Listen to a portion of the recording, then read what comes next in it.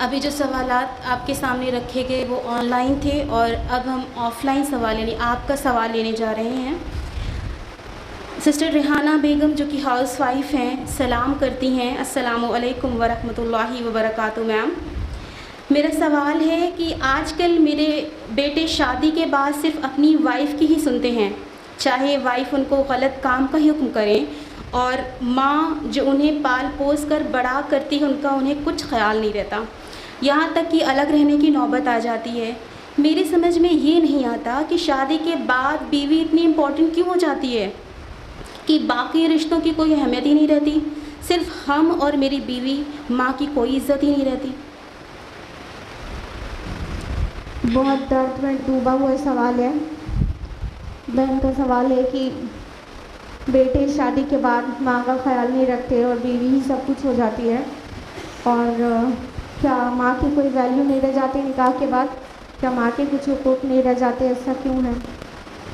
अगर आप बुरा ना माने मेरी प्यारी बहन, तो हम एक बात कहना चाह रहे हैं, और वो ये है, प्लीज़ बुरा ना मानिएगा, जो उसूली बात है वो कहने जा रहे हैं।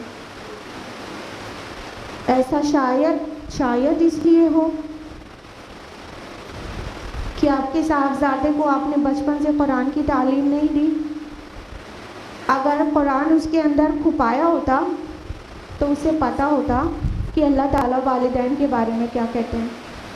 फरमाया सूरह इसरा सूरह नंबर 17 आयत नंबर 23 में, वक़दा रब्बुका अल्ला तअबुदू इल्ला इय्याहु व बिल वालिदैनि इहसाना, कि तुम्हारे रब का कतई फैसला है कि अल्लाह के अलावा किसी की इबादत ना करना और वालिदैन के साथ हुस्न सुलूक करना।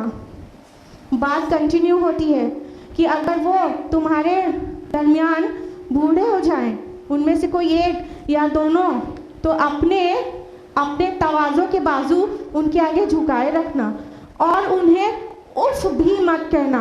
फला तकुल लहुमा उफ़िन, उनको उफ भी ना कहना, और उनके साथ रहमत का बर्ताव करना।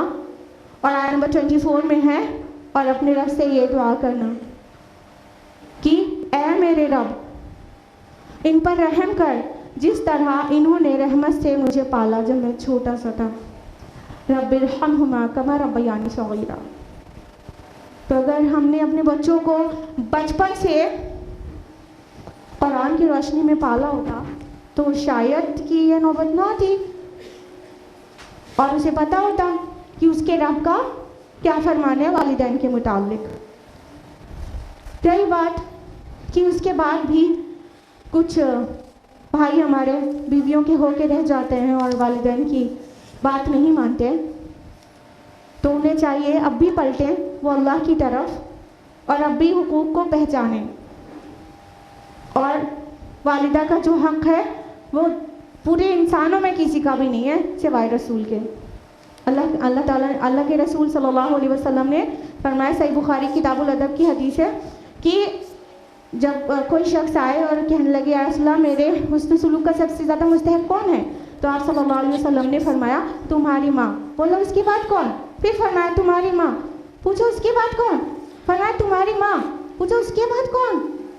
बोलो तुम्हारे वालिद। अब इसमें बीवी 1 2 3 4 नंबर पे नहीं आई है। टॉप 3 राइट्स वालिदा के हैं। तो अगर हम ये टीचिंग्स उनके अंदर डालेंगे तो बहुत मुमकिन है कि वो हुकूक पहचानेंगे।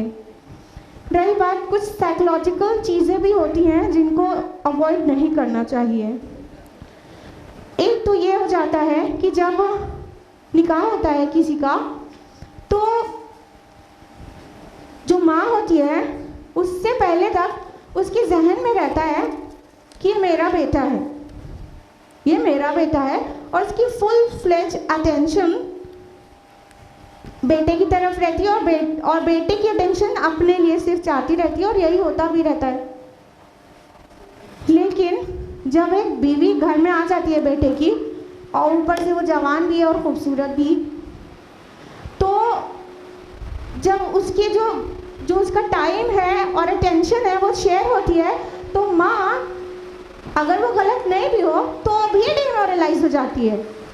अगर वो गलत नहीं भी हो, पहले आता था बेटा अम्मी की खैरियत पूछता था अब आया, अब सलाम किया और अपने कमरे में चला गया और बीवी के साथ बातें करने लगा, तो उसके दिल पे असर हो जाता है।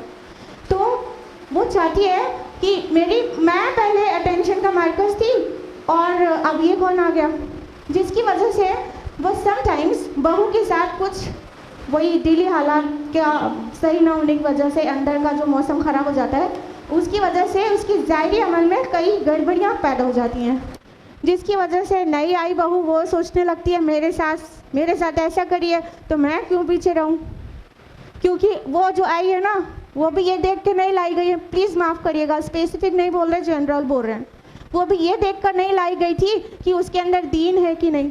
जबकि हमारे नबी ने क्या कहा था, सही बुखारी की हदीस है कि अल्लाह के नबी सल्लल्लाहु अलैहि वसल्लम ने फरमाया, लोग औरतों से 4 गर्जों से निकाह करते हैं, लेकिन तुम सिर्फ दीनदारी देखो, नहीं तो तुम्हारे हाथों को मिट्टी लगेगी। तफसील में नहीं जा रहे हैं, अल्लाह के नबी ने प्रेफर किया कि दीन देखकर औरत को घर में लाना। लेकिन जब हमने लड़के के लिए बहू देखी थी, माफ़ करिएगा, तो हम तो पूरी मॉडल हाँ, वो बहुत खूबसूरत हसीन हो और उसकी पतली कमर हो और उसके लंबे बाल हो, और जब वो वलीमे में शोपीस बना के, माफ़ करिएगा, बैठाई जाए तो सारे लोग देखते रह जाएं। तो हम तो एक मॉडल लाना चाहते थे, दीनदारी उसके अंदर थी नहीं, उसकी माँ ने भी उसको दीनदारी नहीं सिखाई थी। तो वो जब घर आती है तो नाजुक लोगों के तो बहुत सारे नखरे भी होते हैं भाई, वो अपने नखरे दिखाती है तो घर का पूरा टेम्परेचर बढ़ जाता है। तो एक्चुअली सारा फसाद दीनदारी की कमी से हो रहा है एवरीवेयर। तो एक्चुअली ऐसा नहीं होता कि वो माँ को देखता ही नहीं है, समटाइम्स हम थोड़ा सा ओवर फील कर लेते हैं, इसलिए कुछ ऐसा काम कर देते हैं जो बहू को पसंद नहीं आता। फिर बहू बेटे से बताती है कि अम्मी ने ऐसा किया, आपकी अम्मी ने ऐसा किया, तो फिर वो रोज़ाना की शिकायतें मिलके वो सोचने लगते हैं माँ तो मेरे मुखालिफ है, मेरी बीवी को बर्दाश्त ही नहीं कर पा रही है। तो इस तरह से घर में क्लैशेस होते हैं और सुकून चला जाता है। इसका एक ही सॉल्यूशन बताएंगे, अल्लाह वास्ते दीनदारी इख्तियार करें। बेटा है उसको दीन सिखाएं, बेटी है उसको दीन सिखाएं।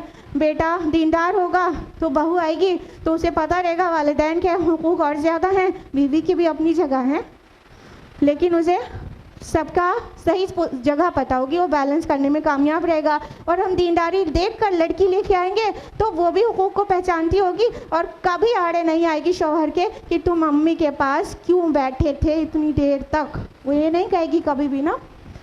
तो सारा मसला जो है ये दीनदारी की कमी की वजह से हो रहा है, और वो वापस सही भी है इसी तरह से होगा कि घरों में दीनदारी पैदा की जाए तो मसाइल ये, चाहे वो डोमेस्टिक हो चाहे सोशल हो, उन मसाइल का हल हो पाएगा।